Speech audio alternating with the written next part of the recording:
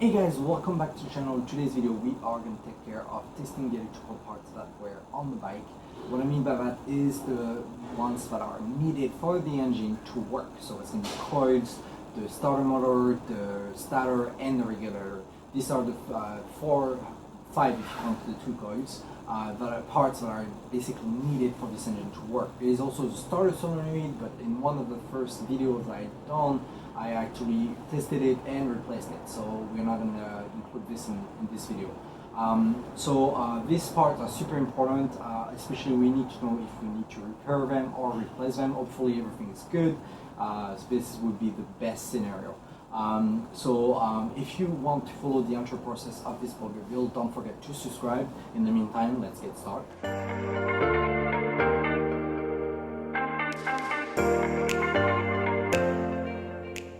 Alright, so first off we're gonna test the battery. This is on volt for 20, positive, negative, and we have 7.10 of voltage, so very low. Definitely not good. So the battery definitely is discharging quite a lot, but it hasn't been used for so long, so I'm not surprised. This is definitely going to be an issue for testing the starter motor, so I'm going to need to get it charged up or get a new battery anyway, because I need a new one for the bike, so in order to go ahead with the motor. Alright, so let's test our stator.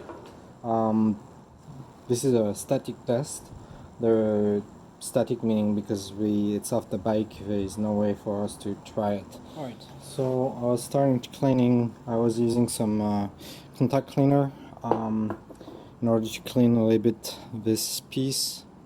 I mean, you can see the black part was all over, same as this here. So I tried to clean it as much as I could to make sure that when I do the test, the connectors are basically good. As you remember, the three cables here are open. So what I'm going to do is I'm going to wrap each one of them with a little bit of electrical tape so that they don't interfere with each other when I'm doing the test. Because the last thing I want is a false reading. And no matter what, this cable will need to be fixed or even replaced completely if this part is good. It's definitely dirty. However, after looking into what this part looks like normally, it is not that bad. I thought this was some pieces of oil, like they were super thick on each head, but it's actually part of the way it looks. What I'm going to do is I'm going to test the resistance, and it's a three-phase, so we're going to need to test all three of them. Test the resistance. If it's good, then I'll potentially keep it and try to see if it actually works correctly. If there is an issue in the future, then I know I will need to change this, but I don't. If it works, I prefer to keep it. So especially it costs over $100 to change this kind of piece. Let's first take care of the cables.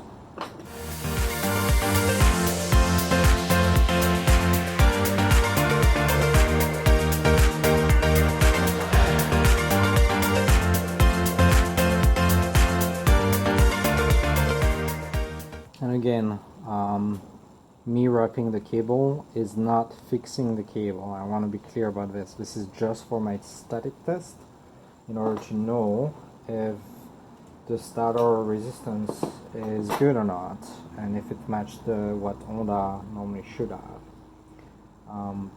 So if you need to repair a cable, do not use electrical tape to repair the cable. That's not going to do it. The cables are very sharp, so you could go through the tape. It's broken, and it's not the proper way to do it. For a quick test, however, this will work.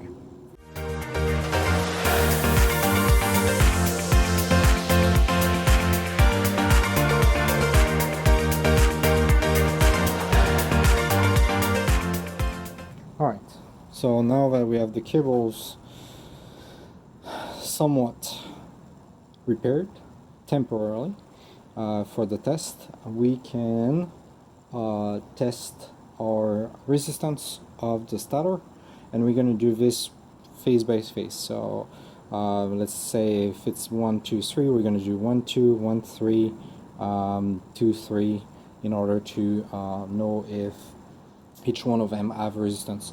In the service manual there is nothing about the resistance of this stator. I looked through it, I couldn't find it. However, I know for Honda, I checked, it's between 0.1 and 1 ohms. So we want to be around 0.5 at right at the middle. What we're going to do is ohms is going to be like the horseshoe style, and we're going to put it at the lowest, 200, and in order to detect the 0.5 or whatever it's going to be. If you see a 1, that's not a good thing. When you put them together, you should get closer to 0 as much as possible. Alright, so let's test each one of them. So what I'm going to do is I'm going to do this right here. I'm going to plug it in there, and then I'm going to test each one of them separately. And what we want to check is the resistance. So we should see 0.05, it's 0.06 on this one, so that's good. Now the next one, 0.05, so that's good. Now let's switch this one over here.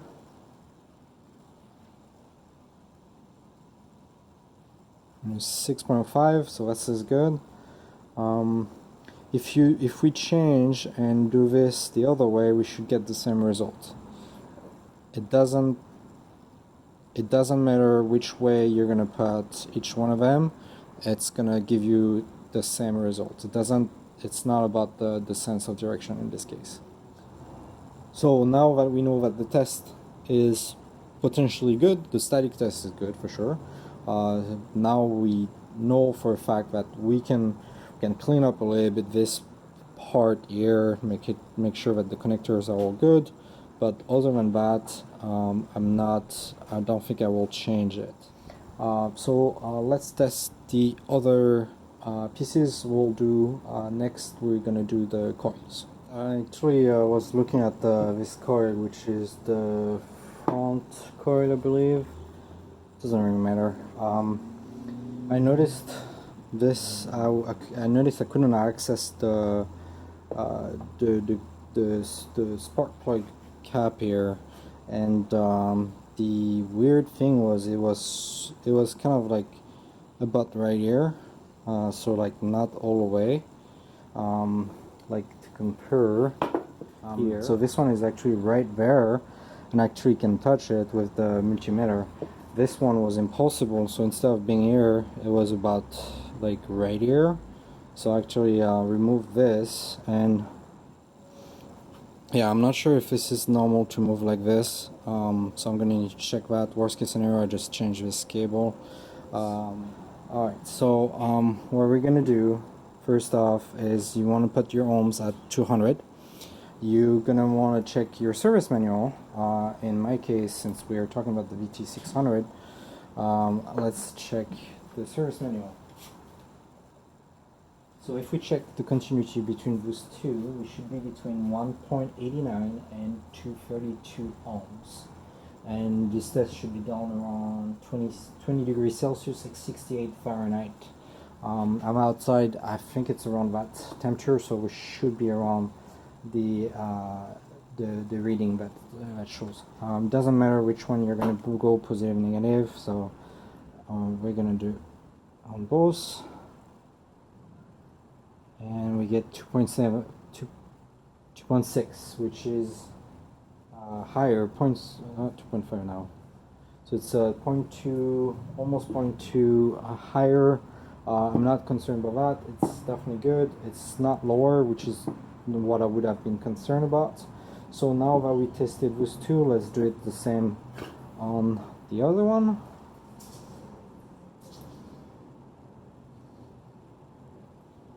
2.6. So same thing here. So the continuity between the two, the resistance is good. So now what we want to do is, normally we want to test directly on the spark flux cap, and it should give us between 23.55 and 30.45 ohms. So we're gonna stick one in here, and same for the other one. Again, doesn't matter which one it is. Should give us a reading. Maybe I can't, maybe I'm not reaching this one here.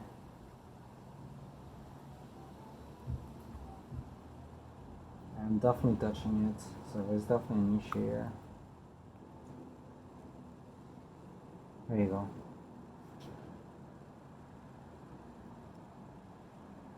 Yeah, so I made an error. I didn't put it at 200K because this is 23 to 30K. If it's 30K, that's way over this one, so you can't. And we were at 200, so we put it normal. So we put 200K, and we should get a reading between 23.55 and 30.45. So I'm getting 31.4, which is still higher.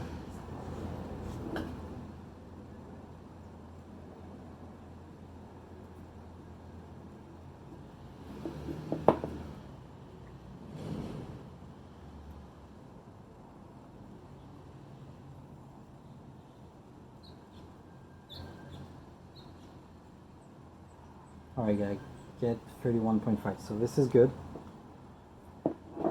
So far this is fine. I just need to, I guess this is normal.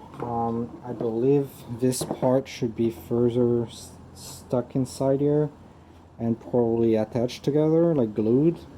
So I'll check. I might need to change this cable just in case, but I will need to put this back somehow in there and make sure that it's like around, I think it's about like right here.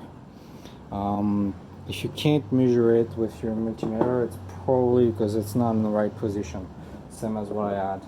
Alright, so that's gonna be it for testing the coils. If you guys know if this is normal, feel free to leave it down in the comments. It can help me if I still don't have the answer, or it can help somebody else. In the meantime, we know that the coils resistance is good. It's a little bit higher on this part, but the ones coming from the spark plugs directly are around 31, so it's slightly higher than the standard measurements, but I'm not concerned about that. It's not lower. What I would be concerned is if it was a lot lower than the strict minimum. That would most likely mean we have a bad coil, or if we didn't even have measurements at all. So far so good. So what we're gonna do is we're gonna now test the rectifier. Alright, so now we're gonna test the regular rectifier. This is a 3-phase regular rectifier. You can tell by the number of cables and the colors. This is all, so the one that are 3 here, it's all black yellow, each one of them. So that's a 3-phase. If it was a single phase, it would be 3 different wires. And some of the bikes you might get a different kind of positive negative. This is actually 4 cables, 2 negative, 2 positive. In this case there is black, green and red, black, the red being the positive, the green being the negative. So we're gonna test each one of them, so it's a little bit more testing. If it was just 2 single cables, that would be easier. But what we're gonna do is we're gonna need to basically position the negative or the positive or negative, and then test each one of them. If we do the positive on positive, then we're gonna need to do the negative on positive as well. So it's a lot of testing. So basically, if you connect the positive on the positive part of the multimeter on the positive and do the testing here with the negative, you shouldn't get any reading. However, if you do it the positive on the negative part here of this connector, you should be getting readings on here. So let's try that, and this is the same on negative to negative here on this black connector shouldn't give you any reading here when you're going to put the positive part of the multimeter. However, when you do put it on the positive here, negative to positive here, and you test it here, you should be getting readings. Alright, so we're going to do it. It's going to take a little bit of time, but we're going to do it. So what I'm going to do is I'm going to do positive on each one of those cables, and then right here. So it's going to be a lot easier to access for here, and I'm going to stick the negative here, and like this I can actually test each one of them. So we're going to start with the positive, and in my multimeter it stays as 1. On your multimeters it might say also OL. OL in 1 is the same result, so we don't get any readings in this case, so this is good. Now we do the other one, positive, we don't get any reading. Alright, so now we do the negative, the positive of my multimeter to the negative here, and we should be getting readings. So we are getting readings, and here we are also getting readings, so this is good. So now same test but different cable here, and we're going to do the same. So we shouldn't be getting any readings here, and we should be getting some right here. Maybe it's not touching properly.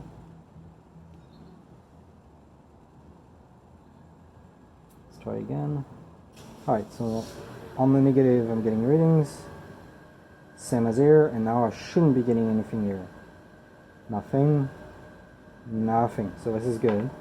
Let's do same here on the last one. Again, remember I said the last one, but this is with the negative being on the 3-phase cables. We're gonna need to do everything else the opposite way. So here on positive should be just nothing, same as here, and we should be getting readings here. Yes, and yes. And just as a remember, it's just put it on the diode in order to do it correctly. So now that we've done the negative on this part, we're going to stick the positive. So let's do the same way as the other one.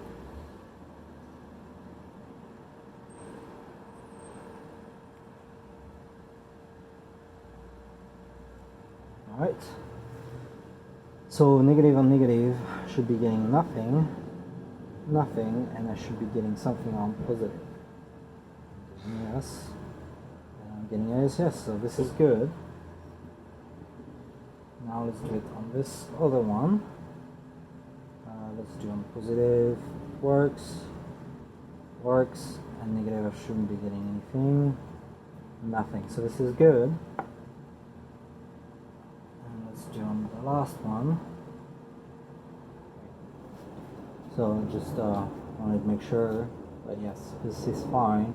Not getting anything on the negatives, but as soon as I put it on positive, I'm getting readings. So this is good. So our rectifier regulator is on the test, a static test, or if you want to call it, basically is all good. So this is good news. However, if I'm using this with this battery, it's not going to work well. Same for starter. You need a new battery if it's way below the limit that is put. In our case, this works. So the only thing that we have left to test is the starter motor. However, since we know the battery voltage is below what's needed to actually power the bike in general, since it was like 6 point something, around 7 volts basically, instead of 12, 13. So we need to fix this battery by getting it charged by one of the auto shop. So I'm probably going to go to O'Reilly's and ask them to charge it, and then go back and pick it up when it's done, and then I'll be able to test the starter motor. But good news is starter static test is good, but we need to fix the cable. The rectifier regulator works. The coils looks fine except the one with the head we need to fix. And I think that's pretty much all. There is definitely, for example, the solenoid that you can test. I don't know if you remember, but this was one of the first things that we had issues with the bike when it wasn't even cranking, not making even any noise when trying to start it. I tested the solenoid. The solenoid was not working, was fried up completely. So by changing it, I was able to get the clicks and some sort of cranks, but I didn't want it to start the bike. As you've seen, the piston, they're so bad in term of dirt, and also what was in the tank. I never wanted to start the bike with something that bad, with rust in the tank and everything like that. So this was my decision. However, I think maybe I would have still give it a try, knowing that I will have opened the engine already. I think I should have tried to fully start it to make sure that everything works. I think this kind of test should be done before even taking the entire bike apart and trying to start it. In my case, I know it was a stationary bike, so I didn't want it to start it because of what was inside the tank, potentially what was inside the engine. So I think it's up to personal opinion and decision on this case. This is the way I did it. I could have done it differently for sure. However, this is the way I started it, so no matter what, now I don't have a choice to continue the way I'm doing it. So for the parts, as soon as we get that battery fixed, we'll get the motor. So I'm gonna go do that, and then I'll be right back with hopefully a good working battery like this, with this battery working, and then we're gonna be able to test the starter motor, and then we'll go from there. All right. So I went to check the battery again. I had the feeling that was not gonna happen, but basically, so I had to check the battery. 7 volts, 724. It's actually a bit higher today. It's been 2 days. The auto shop confirmed that the battery is bad. The machine that they have wouldn't even let charge it or anything. It would just give error code every single time. So what I ended up doing is getting a new battery, but this one is actually a lithium battery. This is from anti-gravity. So I bought the one that seems to be the correct one for that is not enough for the bike. So let's remove this. Oh no. I hate when the stickers stick too much. Look at this. Let's remove the stickers. Alright, so I remove most of the stickers, still a bit stickier. Not that easy to remove for whatever reason. They make it so hard to so strong. So one thing I actually first about this battery is, first off, is you can hold it with 2 fingers, super light. It's around 700 grams versus 3.3 kilos for this thing. This is extremely heavy. This is just kind of a joke how light this thing is. So one thing I like already about this battery, for outside of the weight, which in the size, which is pretty crazy, is actually the way that they have the bolts. It's already integrated, so you just have to screw those bolts. And one thing why I like this is, no matter what bike you have, when you have those bolts here, sometimes they get loose. You try to bolt, screw back in the bolt, it just doesn't work. It's such a mess. I had not on this bike, because I haven't much had issues with this, but one of my previous bike I had issues with the trying to screw back on one of the terminal, and it was just horrible, because the bolt would be in an angle, it would move and everything. So definitely this is definitely an advantage to have. Second off, so they say you can definitely put it on the side or something, so that actually is pretty useful. especially if you have a small area. The bolts, positive is the bolts, the fact that you can put it on the side or whatever. The size is much smaller, the weight is a lot lighter. So definitely a lot of good things so far. So let's check what we get in terms of value here, and then we'll try our starter motor. So positive, negative, and we get 13.15. It's just been opened, so that's what I'm getting so far. So this is good, definitely better than the old one, which is 723 right now. Alright, so now that we have this, what we're gonna do is we are gonna try to make this starter motor run by connecting it to the battery.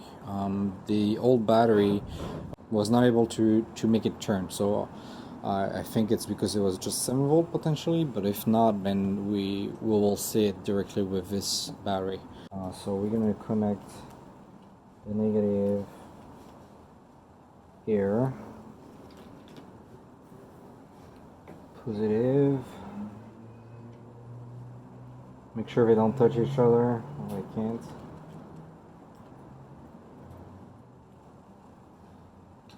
Alright, so I have a good grip here. What I'm going to do, we're going to connect the negative to any of the spots for the motor. And what we're going to do is, first off, so the positive will need to connect it here. However, this is going to give quite a bit of power normally. So what we're going to do is I'm going to make sure I hold it. And then we'll connect this. Alright, this is good news. Alright, so be careful, sometimes you have sparks like I just got. That's why also I'm wearing gloves, also eye protection just in case. You never know. Let's disconnect everything. And we know for sure the starter motor turns, so I'm not going to open it. I'll clean it and everything, might paint it even. So far all the tests that we've done on the electricals are all good, except for sure the starter solenoid that we already replaced before I took the bike apart. That was one thing that we knew. The stator is probably the one where I'm still not fully sure, and also the regular rectifier. Yes, the static test works. However, we need to make sure that the voltage it sends to the battery is not over the maximum that we should have, especially with a lithium battery. So all good. All right, next. Alright guys, that's going to be it for today's video. Definitely a lot of testing done, and so far so good. I'm very happy that all of those parts are supposedly to be working. At least the starter motor, we're sure it should be working, no problem. The other one will still need to do more tests, but that's going to be when everything is put back on the bike with the engine, so that we do a running test. And but so far everything should be working, and we should be able to start this bike when everything is put back together. So next time we're going to need to take care of cleaning the engine. There is so many parts to clean, and also I want to prep them and paint them. I want to paint part of the engine, so this is going to be something quite interesting as well. Same ideas of the one that we did with the carbs, but this part with the engine with a little nice touch. So we'll see about that. But if you want to stay tuned for next video, don't forget to subscribe down below. Also, if you have any questions or comments, feel free to leave them below. I'll be happy to answer them, and I'll catch you up next time.